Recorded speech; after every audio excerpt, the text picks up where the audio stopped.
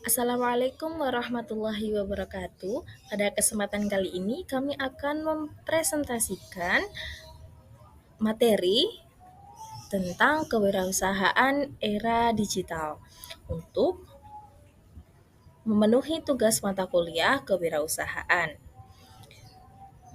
Disusun oleh Atini Detika dan Leni Dwi Aprilia. Nah, di dalam presentasi kami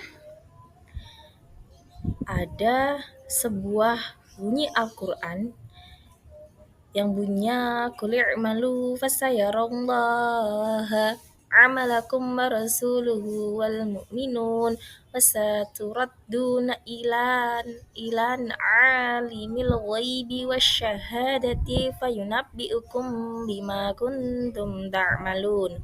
Dan katakanlah, bekerjalah kamu, maka Allah, Rasulnya, dan orang-orang mukmin akan melihat pekerjaanmu itu, dan kamu akan dikembalikan kepada Allah yang mengetahui yang gaib dan yang nyata. Lalu diberitakannya kepada kamu apa yang telah kamu kerjakan. Surat At-Taubah ayat 105.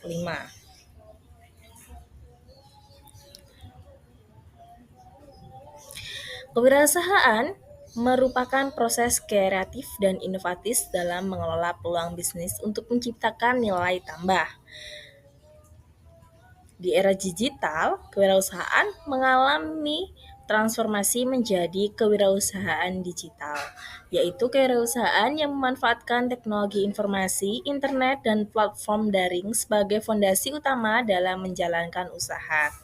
Jika kita bandingkan, kewirausahaan konvensional biasanya mengandalkan toko fisik dan terbatas secara geografis, sementara itu kewirausahaan digital lebih fleksibel, bisa dimulai dengan modal kecil, menjaga konsumen lintas daerah, bahkan lintas negara juga, serta interaksi dilakukan melalui platform daring. Jadi, kita nggak perlu sewa toko, tidak perlu nyetok barang banyak-banyak gitu. Kalau kita melakukan wirausaha dengan online sekarang. Dan inilah yang menjadi dasar perubahan pola kewirausahaan di era digital. Selanjutnya ada tren bisnis digital saat ini. Nah, perkembangan teknologi membawa tren baru dalam dunia bisnis. Yang pertama yaitu media sosial sebagai sarana bisnis. Kini bukan hanya sarana komunikasi, tetapi juga menjadi alat pemasaran utama bagi wirausahawan. Selanjutnya, pertumbuhan e-commerce seperti Shopee, Tokopedia, Instagram, di Facebook bahkan, dan di WA juga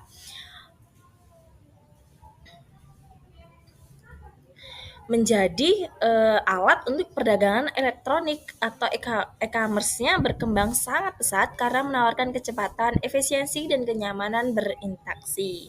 Seperti yang bisa kita lihat di ini ada grafik pemakaian e-commerce dari 2021 sampai 2027 meningkat secara signifikan sampai 22,8%. Nah, yang ketiga, transformasi digital UMKM. Nah, UMKM juga semakin terdorong untuk melakukan transformasi digital agar mampu bersaing di pasar yang lebih luas. Selanjutnya yaitu inovasi model bisnis seperti on-demand service atau barang sesuai permintaan, layanan berbasis permintaan, terus pemasaran konten digital dan integrasi pembayaran online itu sudah sangat banyak ya, seperti Shopify, Cbank, OVO, Dana gitu, link aja itu sudah terintegrasi ke e-commerce seperti Shopee, Tokopedia, dan Instagram. Instagram ini masih jarang sih, tapi bisa di-link-kan ya teman-teman. Selanjutnya, yaitu peluang kewirausahaan digital. Di era digital, membuka peluang besar, akses pasar global. Nah, pelaku usaha dapat menjangkau pasar yang lebih luas, bahkan hingga ke level internasional karena promosi lewat platform digital. Yang kedua, biaya operasional menjadi lebih efisien karena tidak memerlukan toko fisik yang besar. Tuh, jadi nggak perlu toko fisik yang besar gitu, kita cuman perlu nyetok barang sedikit atau untuk contoh aja. Selanjutnya yaitu inovasi produk dan layanan. Teknologi mendorong lahirnya inovasi loh, produk dan layanan juga. Misalnya pemesanan online atau pemesanan berbasis konten. Dan selanjutnya, digitalisasi juga menjadi instrumen penting dalam pemberdayaan UMKM.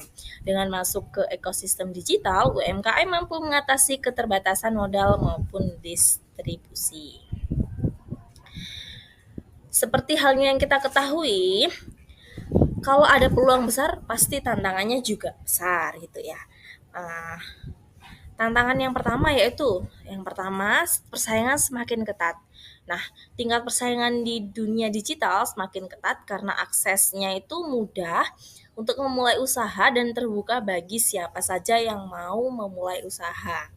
Yang kedua, literasi digital masih menjadi hambatan karena tidak semua pelaku usaha memiliki keterampilan teknologi yang memadai. Seperti kasus kemarin itu yang di pasar Tanah Abang di Jakarta. Nah, itu kan protes karena ada TikTok Shop ya kemarin itu. Karena TikTok Shop itu murah, promonya besar-besaran, jadi UMKM di Tanah Abang itu terkalahkan. Tuh. Selanjutnya, keamanan data dan privacy. Nah, semakin banyak pengguna platform digital ini, isu keamanan data dan privasi konsumen seringkali menimbulkan keraguan dari pelanggan. Gitu. Banyak banget penipuan online sekarang gitu, dan juga kadang kalau ada orang yang komen di usaha kita dengan menjelek-jelekkan nama usaha kita, misalnya ada orang yang nggak senang, itu menimbulkan keraguan bagi calon pembeli kita. Selanjutnya, ketergantungan pada infrastruktur teknologi seperti internet dan perangkat digital masih menjadi kendala gitu, terutama di daerah dengan keterbatasan jaringan. Oleh sebab itu, wirausaha digital harus selalu adaptif dan siap menghadapi tantangan-tantangan ini. Selanjutnya kita bahas soal strategi memulai bisnis digital. Nah, sebelum ngomongin jualan, kita harus tahu dulu nih, siapa sih yang bakal beli produk kita? Di dunia digital, peluang pasar bisa datang dari mana saja. Mulai dari tren media sosial, keluhan orang di kolom komentar, sampai hal-hal kecil di sekitar kita yang belum ada solusinya. Nah, misalnya nih, kamu lihat banyak orang kesulitan cari makanan sehat tanpa praktis. Nah, itu bisa jadi peluang pasar buat kita bisnis catering sehat online. Intinya, lihat pasar dulu ya, atau riset dulu sebelum memulai bisnis digital. Jangan kebalik. Terus habis itu setelah tahu peluangnya, tinggal manfaati teknologinya. Sekarang nggak perlu punya toko fisik kok buat mulai jualan. Kita bisa mulai dari media sosial kayak Instagram, TikTok, atau marketplace kayak Shopee atau Tokopedia. Bahkan WhatsApp pun juga bisa kok kita manfaatin. Nah, kalau udah mulai serius, bikin website juga oke, biar bisnis kita ini terlihat lebih profesional. Ini bisa juga menggunakan tools digital, misalnya kayak Google Trends untuk riset tren atau Canva buat bikin desain promosi yang menarik. Pokoknya manfaatin teknologi biar kerjanya itu lebih efisien dan hasilnya maksimal. Terus juga ini nggak pernah dengar dunia digital content is king. Nah, kalau di dunia nyata ini kan pembeli adalah raja gitu ya. Kalau di dunia digital itu konten adalah raja. Jadi konten yang menarik itu kayak magnet buat calon pelanggan. Gak harus selalu jualan, tapi bisa edukatif, lucu, atau inspiratif. Contohnya nih, kita jualan skincare ya. Ya bisa aja kontennya itu tips merawat kulit gitu. Dengan begitu orang-orang bakal percaya dan kenal brand kita ini. Selain itu, jangan lupa juga pasang iklan digital, entah lewat Instagram Ads, Google Ads, atau TikTok Ads gitu ya. Jadi pastikan targetnya tepat, biar uang iklan itu nggak terbuang percuma gitu. Dan yang paling penting, interaksi. Nah, ini balas komen, tanggapin DM, bikin polling. Itu gunanya apa sih? Nah, ini gunanya itu biar pelanggan ngerasa kita itu hadir di tengah mereka, bukan sekedar jualan aja gitu ya. Terus juga bisnis digital itu emang seru sih, tapi jangan sampai lupa ngatur keuangan juga ya. Nah ini catat semua pemasukan dan pengeluaran sekecil apapun itu. Nah ini kalian juga bisa menggunakan aplikasi keuangan sederhana kayak buku kas atau Excel gitu ya. Terus juga pisahkan rekening pribadi dan rekening bisnis. Ini penting banget nih. Supaya apa? Supaya keuangan nggak campur aduk gitu. Jadi mulai dari skala kecil tapi konsisten. Jangan langsung boros beli peralatan mahal atau endorse besar-besaran. Fokus dulu aja di produk, pelayanan atau pengalaman pelanggan gitu. Terus selanjutnya yaitu membangun kepercayaan konsumen. Nah, ini juga ini kepercayaan itu mata uang paling mahal di dunia digital. Karena apa? Karena konsumen nggak bisa lihat kita langsung kan. Jadi mereka menilai dari testimoni, rating, atau cara kita melayani mereka. Makanya jujurlah soal produk. Kalau ada kekurangan, komunikasikan dengan baik gitu. Respon cepat, ramah, dan profesional itu juga jadi nilai plus atau nilai besar ya. Dan juga jangan lupa tampilkan juga tampilan. Nah, tampilan itu juga penting. Nah, pastikan profil toko online kita ini rapi, informatif, dan juga punya identitas visual untuk konsumen. Yang terakhir yaitu inovasi dan adaptasi berkelanjutan. Nah, dunia digital itu kan cepat banget berubah. Hal ini kayak ini, misal hari ini ramai viral di TikTok, besok pindah ke platform baru gitu ya. Misalnya di X atau di Instagram gitu. Makanya kita harus adaptif, terus belajar, terus update, dan jangan takut bereksperimen. Nah, mungkin dulu jualan lewat foto aja, sekarang bisa pakai video pendek atau shopping gitu, live gitu. Jadi kalau satu cara nggak berhasil, ubah strateginya, bukan mimpinya gitu. Intinya jangan berhenti belajar dan beradaptasi, karena di dunia digital yang bertahan bukan yang paling besar, tapi yang paling cepat menyesuaikan diri gitu ya. Terus next. Nah, ini kita masuk tentang studi kasus ya. Ini pernah nggak sih kamu dengar orang yang suka banget belanja produk luar negeri atau barang limited edition, tapi mereka nggak bisa beli langsung karena keterbatasan jarak dan stok. Nah, disinilah muncul peluang bisnis emas, yaitu bisnis digital, just tip atau jasa titip. Nah, ini tuh bisnis yang lagi hit di kalangan anak muda zaman sekarang. Jadi semuanya itu berawal dari permintaan terhadap produk eksklusif gitu ya. Banyak orang pengen barang yang nggak dijual bebas di Indonesia. Misalnya skincare edisi terbatas, skincare dari Korea gitu ya, atau merchandise konser artis favorit. Tapi mereka nggak bisa beli. Nah, pelaku just tip ini peka sama peluang ini. Mereka lihat kebutuhan pasar, lalu hadir sebagai konsumsi.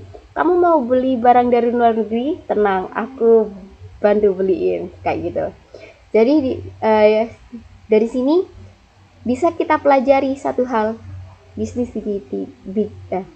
digital sukses itu lahir dari rasa peka terhadap kebutuhan orang lain. Bisnis just tip bisa jalan tanpa toko fisik, cukup dengan smartphone atau HP ya, akun media sosial. Udah itu aja. Biasanya mereka tuh pakai Instagram buat promosi barang dan WhatsApp atau WA buat komunikasi serta pemesanannya. Jadi modelnya sederhana teman-teman. Pembeli pesan barang, bayar di muka atau DP dulu ya. Lalu barang dikirim melalui jasa logistik setelah sampai di Indonesia.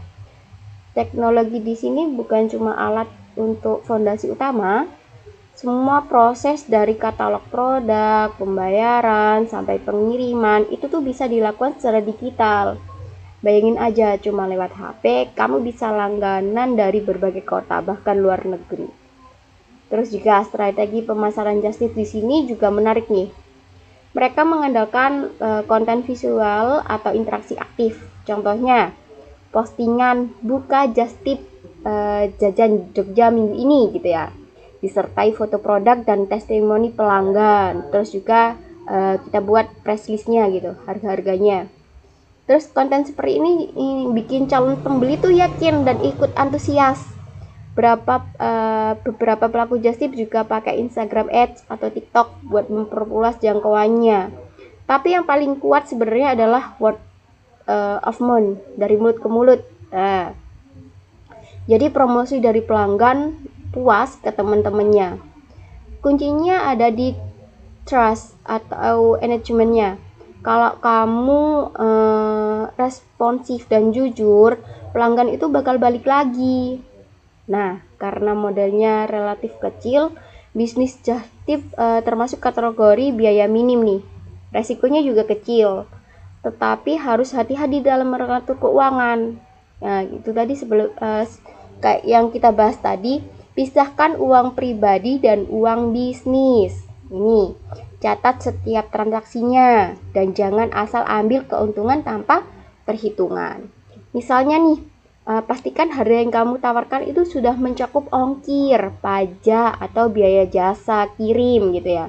Dengan begitu, bisnis tetap untung, pelanggan juga puas karena harganya transparan. Terus selanjutnya yaitu membangun kepercayaan konsumen. Nah, ini bagian paling penting. Dalam bisnis Justip, kepercayaan adalah segalanya teman-teman. Karena transaksi dilakukan secara online, pembeli nggak bisa lihat barang secara langsung.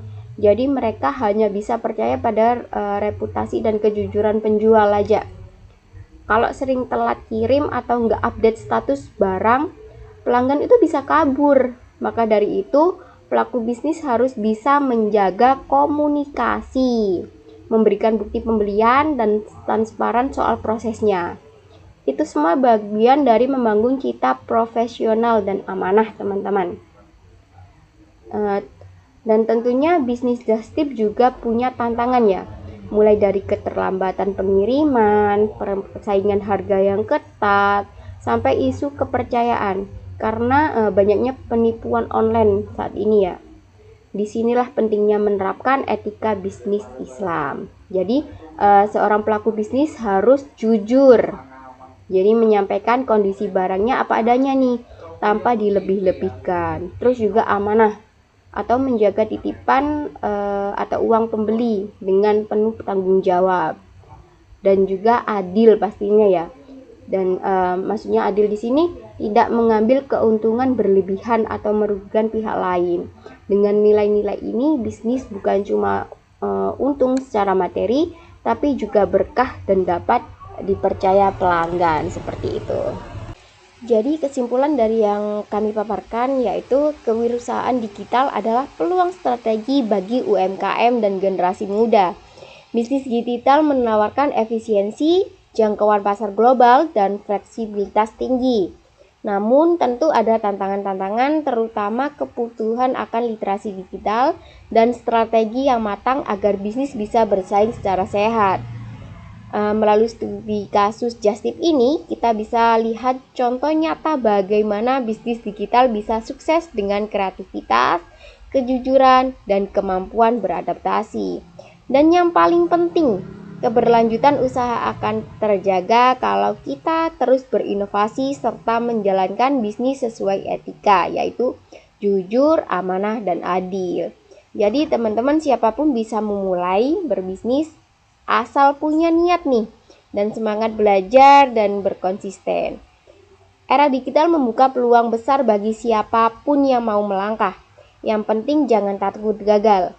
Karena dari setiap percobaan selalu ada perjalanan berharga untuk tumbuh lebih baik. Jadi teman-teman kalau punya ide nih, jangan tunggu nanti. Mulai aja dulu dari hal kecil tapi nyata dari yang bisa kamu lakukan hari ini. Ingat, Bisnis digital itu bukan soal siapa yang paling cepat viral, tapi siapa yang paling konsisten, jujur, mau belajar, dan terus berinovasi. Karena di dunia digital, kesempatan selalu terbuka bagi siapa saja, asal teman-teman mau melangkah dan enggak berhenti belajar. Bisnis digital itu kayak maraton, bukan sprint. Yang penting bukan siapa yang paling duluan, tapi siapa yang bisa terus bertahan. Jadi sekian presentasi dari kami, kurang lebihnya mohon maaf. Wassalamualaikum warahmatullahi wabarakatuh.